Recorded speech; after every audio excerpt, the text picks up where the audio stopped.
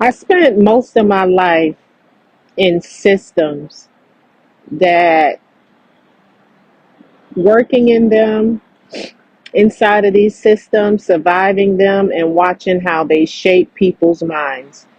Now that I'm retired, my work looks different. I talk to people every day who don't realize how much power and potential they're carrying. This piece is about the moment you stop seeing your anger, your ideas, and your quote unquote little rants as random and start seeing them as assignments. And so that's what I want to talk about a bit today in in a little detail, right? And I'll title it Some People Only See Problems, whereas though I see assignments. The other day I was talking to a man who was heated about something most people walk right past: public bathrooms. He was going on about how in this city you can't even use the restroom without buying something. How, if you don't have money, you're stuck. How that's not just uncomfortable, it's disrespectful. It's a health issue, it's a human issue. He wasn't just complaining, he was charged. You could hear it in his voice. And while he was talking, I was thinking, he's ranting. He's furious. He is mad. And I agree. I agreed with him. I was thinking this might be his assignment. So I told him, I agree with you. I feel the same way. If you want, I can help you write a letter to the mayor to request more public restrooms. I can help you figure out who to send it to. I'm not committed to leading it, but it sounds like you are. I wanted him to see what I saw, not just a man mad about bathrooms, a man who might be the one to stand up and change it. And I told him, when you submit it, they might say no, they might ignore it, but hey, they might say yes.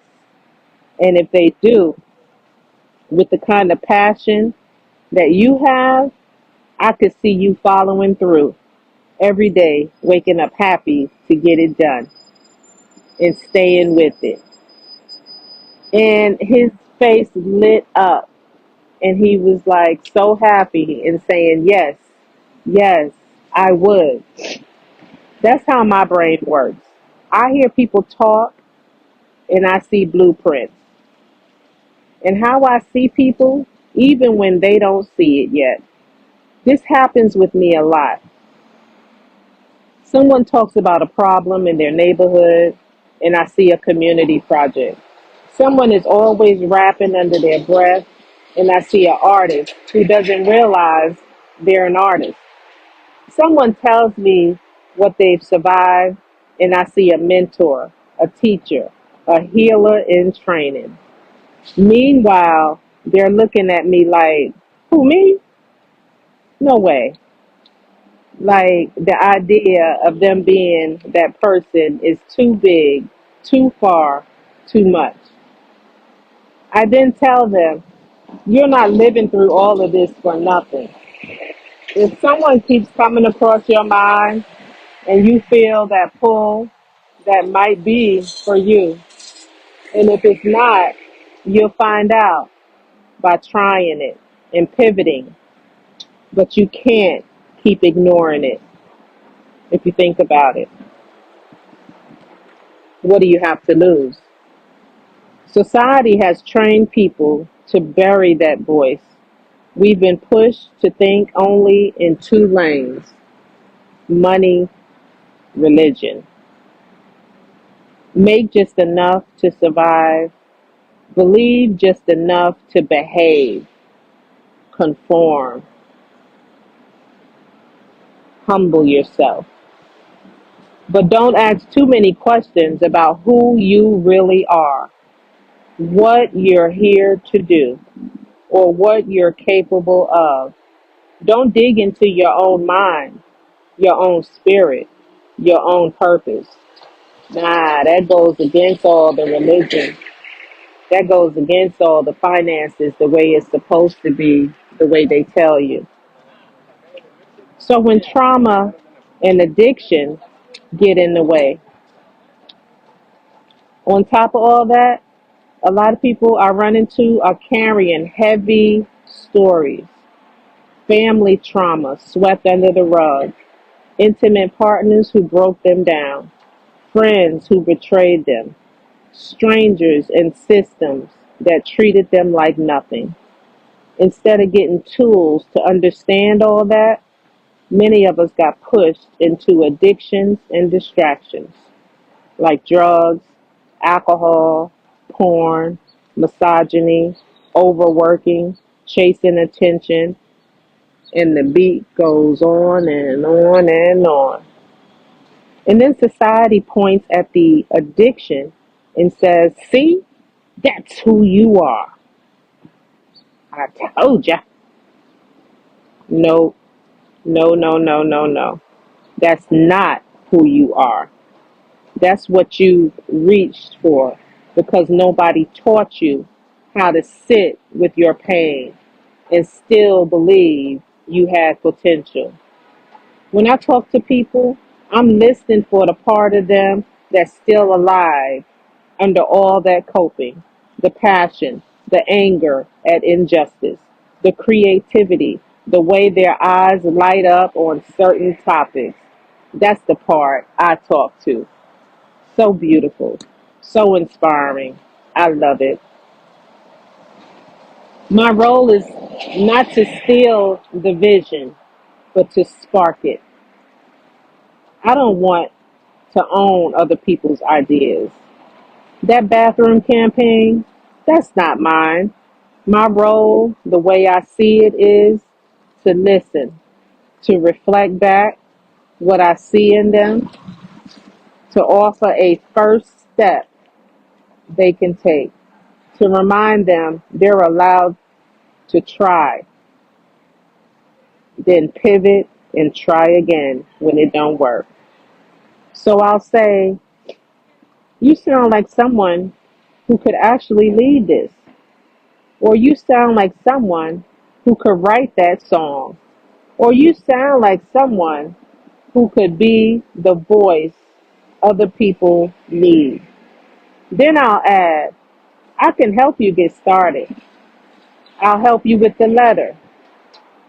I'll help with the brainstorm. But the commitment has to come from you. Because if I run it for them, it's mine, not theirs. And I'm not here to carry everybody's assignment. I'm here to help people see they might have one. What if, for example, your rant is really a clue? You know, if you read this far, I want to turn the question towards you. This is going to be put in my Substack as well as me talking on my YouTube channel. Think about this. What do you find yourself ranting about all the time? What do you keep saying? Somebody should do something about this? What topics makes your chest tighten, your eyes water, or your voice get stronger? What if that isn't just a random irritation? What if that's a clue? I'm not saying you have to quit your life and become an activist or a pastor or a full-time artist tomorrow. I'm saying let your mind notice what keeps coming up. Don't automatically tell yourself, not me. Ask, what is one small step I could take around this in the next week? One letter, one verse, one conversation, one phone call, and something like that. One document you could open and title, even if the page is blank for now. That's how purpose starts, I think. Getting quiet, doing the small things, one day at a time, one thing at a time, in the middle of regular life. You're not just here to survive. You're not going through your journey for no reason. The systems around us believe benefit when we shrink down to just paying bills, staying in line, numbing out however we can. When we bury our own minds under constant stress, constant hustle, constant noise, we stop asking the deep, deep questions.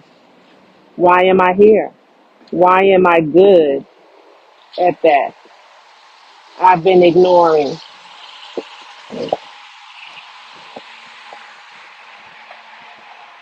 Who could I become if I trusted that little pull instead of shutting it down? I'm not writing this as some perfect person who has it all figured out. I'm writing this as someone who has seen a lot, worked in systems, survived some things, and still believes in people. I see potential in people, even when they don't see it yet. Sometimes that's a blessing. Sometimes it's heavy, but it's part of my purpose.